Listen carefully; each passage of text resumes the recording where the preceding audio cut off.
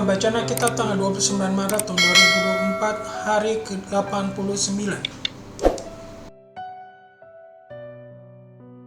Yesaya pasal 52. Hamba Tuhan yang menderita. Sesungguhnya hambaku akan berhasil. Ia akan ditinggikan, disanjung dan dimuliakan. Seperti banyak orang akan tertegun melihat dia. Begitu buruk rupanya, bukan seperti manusia lagi. Dan tampaknya bukan seperti anak manusia lagi. Demikianlah ia akan membuat tercengang banyak bangsa-bangsa. Raja-raja akan mengatupkan mulutnya melihat dia. Sebab apa yang tidak diceritakan kepada mereka, akan mereka lihat. Dan apa yang tidak mereka dengar, akan mereka pahami. Yesaya pasal 53.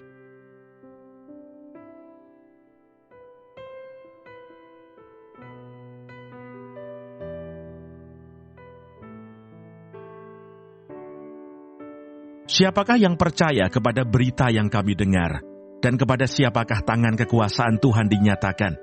Sebagai taruk ia tumbuh di hadapan Tuhan, dan sebagai tunas dari tanah kering. Ia tidak tampan dan semaraknya pun tidak ada, sehingga kita memandang dia, dan rupa pun tidak, sehingga kita menginginkannya. Ia dihina dan dihindari orang, seorang yang penuh kesengsaraan, dan yang biasa menderita kesakitan. Ia sangat dihina, sehingga orang menutup mukanya terhadap dia, dan bagi kita pun dia tidak masuk hitungan. Tetapi sesungguhnya, penyakit kitalah yang ditanggungnya, dan kesengsaraan kita yang dipikulnya. Padahal kita mengira dia kena tulah, dipukul dan ditindas Allah. Tetapi dia tertikam oleh karena pemberontakan kita. Dia diremukkan oleh karena kejahatan kita. Ganjaran yang mendatangkan keselamatan bagi kita ditimpakan kepadanya, dan oleh bilur-bilurnya kita menjadi sembuh. Kita sekalian sesat seperti domba. Masing-masing kita mengambil jalannya sendiri. Tetapi Tuhan telah menimpakan kepadanya kejahatan kita sekalian. Dia dianiaya, tetapi dia membiarkan diri ditindas dan tidak membuka mulutnya. Seperti anak domba yang dibawa ke pembantaian, seperti induk domba yang keluh di depan orang-orang yang menggunting bulunya, ia tidak membuka mulutnya. Sesudah penahanan dan penghukuman ia terambil, dan tentang nasibnya, siapakah yang memikirkannya? Sungguh, ia terputus dari negeri orang-orang hidup, dan karena pemberontakan umatku, ia kena tulah. Orang menempatkan kuburnya di antara orang-orang fasik, dan dalam hatinya, ia ada di antara penjahat-penjahat. Sekalipun ia tidak berbuat kekerasan dan tipu tidak ada dalam mulutnya. Tetapi Tuhan berkehendak meremukkan dia dengan kesakitan. Apabila ia menyerahkan dirinya sebagai korban penebus salah, ia akan melihat keturunannya, umurnya akan lanjut, dan kehendak Tuhan akan terlaksana olehnya. Sesudah kesusahan jiwanya, ia akan melihat terang dan menjadi puas. Dari hambaku itu, sebagai orang yang benar, akan membenarkan banyak orang oleh hikmatnya, dan kejahatan mereka dia pikul. Sebab itu aku akan membagikan kepadanya orang-orang besar sebagai rampasan, dan ia akan memperoleh orang-orang kuat sebagai jarahan, yaitu sebagai ganti, karena ia telah menyerahkan nyawanya ke dalam maut. Dan karena ia terhitung di antara pemberontak-pemberontak, sekalipun ia menanggung dosa banyak orang, dan berdoa untuk pemberontak-pemberontak.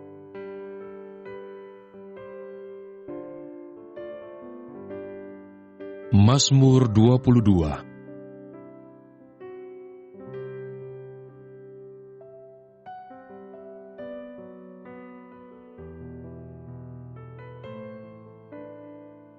Allahku, mengapa kau tinggalkan aku? Untuk pemimpin biduan, menurut lagu Rusa di Kala Fajar, Mazmur Daud. Allahku, Allahku, mengapa engkau meninggalkan aku? Aku berseru, tetapi engkau tetap jauh dan tidak menolong aku.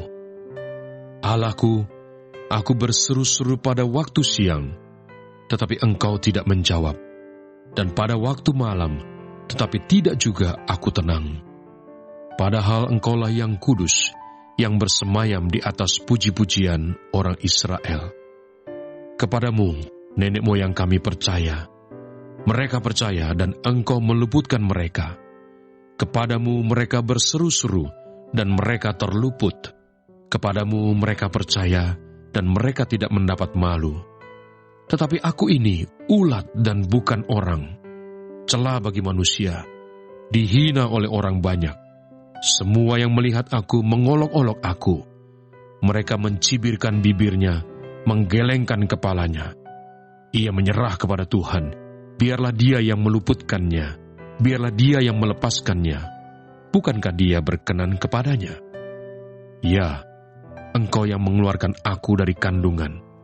Engkau yang membuat aku aman pada dada ibuku. Kepadamu, aku diserahkan sejak aku lahir. Sejak dalam kandungan ibuku, Engkaulah Allahku.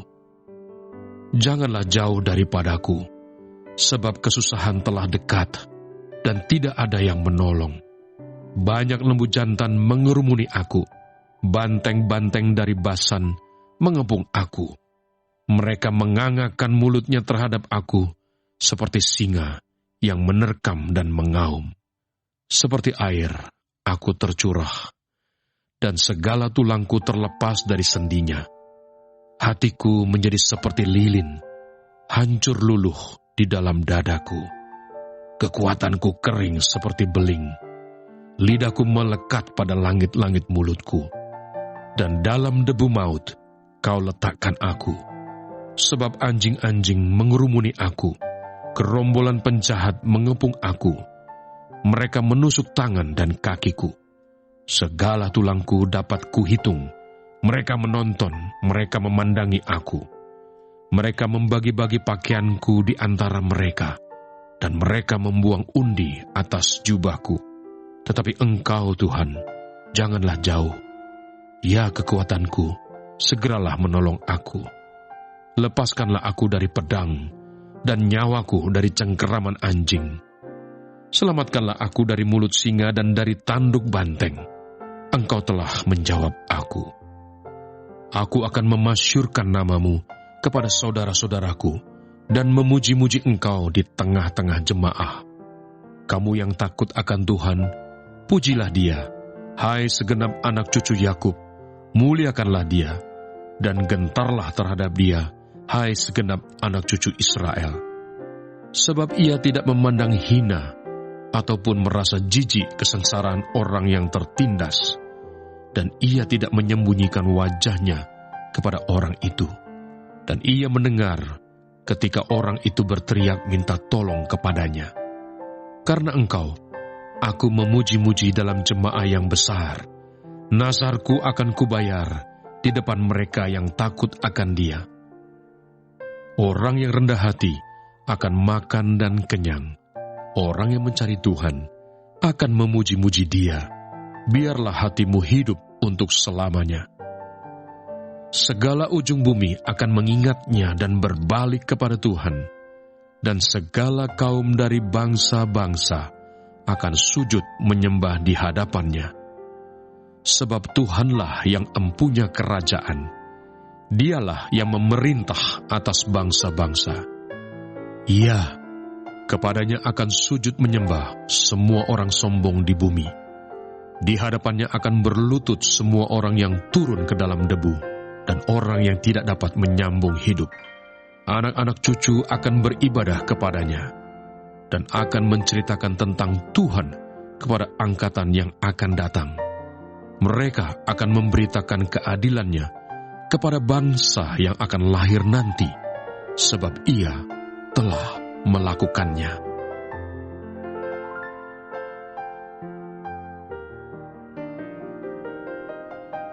Ibrani pasal 10.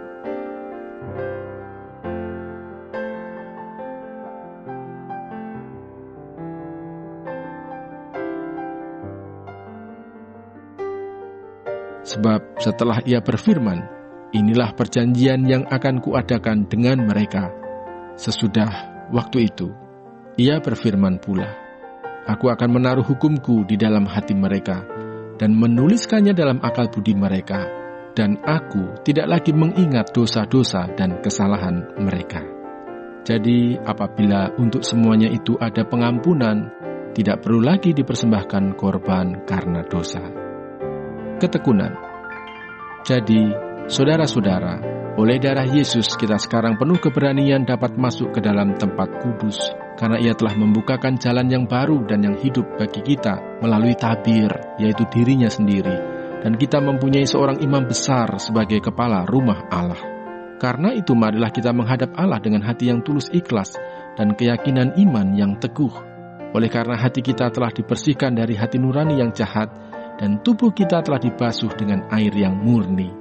Marilah kita teguh berpegang pada pengakuan tentang pengharapan kita, sebab Ia yang menjanjikannya setia.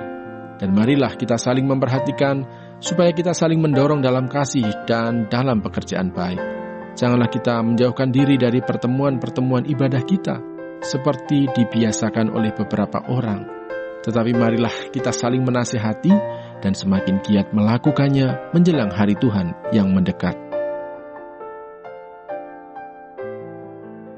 Yohanes pasal 19.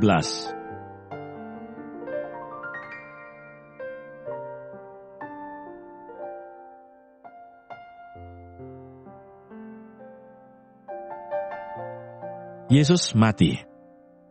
Sesudah itu karena Yesus tahu bahwa segala sesuatu telah selesai, berkatalah Ia, supaya genaplah yang ada tertulis dalam kitab suci, "Aku haus." Di situ ada suatu bekas penuh anggur asam, maka mereka mencucukkan bunga karang yang telah dicelupkan dalam anggur asam pada sebatang hisop, lalu mengunjukkannya ke mulut Yesus. Sesudah Yesus meminum anggur asam itu, berkatalah Ia, "Sudah selesai." Lalu Ia menundukkan kepalanya dan menyerahkan nyawanya. Lambung Yesus ditikam. Karena hari itu hari persiapan dan supaya pada hari Sabat, mayat-mayat itu tidak tinggal tergantung pada kayu salib. Sebab Sabat itu adalah hari yang besar. Maka datanglah orang-orang Yahudi kepada Pilatus dan meminta kepadanya supaya kaki orang-orang itu dipatahkan dan mayat-mayatnya diturunkan. Maka datanglah prajurit-prajurit lalu mematahkan kaki orang yang pertama dan kaki orang yang lain yang disalibkan bersama-sama dengan Yesus. Tetapi ketika mereka sampai kepada Yesus dan melihat bahwa Ia telah mati, mereka tidak mematahkan kakinya. Tetapi seorang dari antara prajurit itu menikam lambungnya dengan tombak, dan segera mengalir keluar darah dan air. Dan orang yang melihat hal itu sendiri, ia memberikan kesaksian ini, dan kesaksiannya benar, dan ia tahu bahwa ia mengatakan kebenaran, supaya kamu juga percaya. Sebab hal itu terjadi supaya genaplah yang tertulis dalam kitab suci. Tidak ada tulangnya yang akan dipatahkan. Dan ada pula nas yang mengatakan, mereka akan memandang kepada Dia yang telah mereka tikam.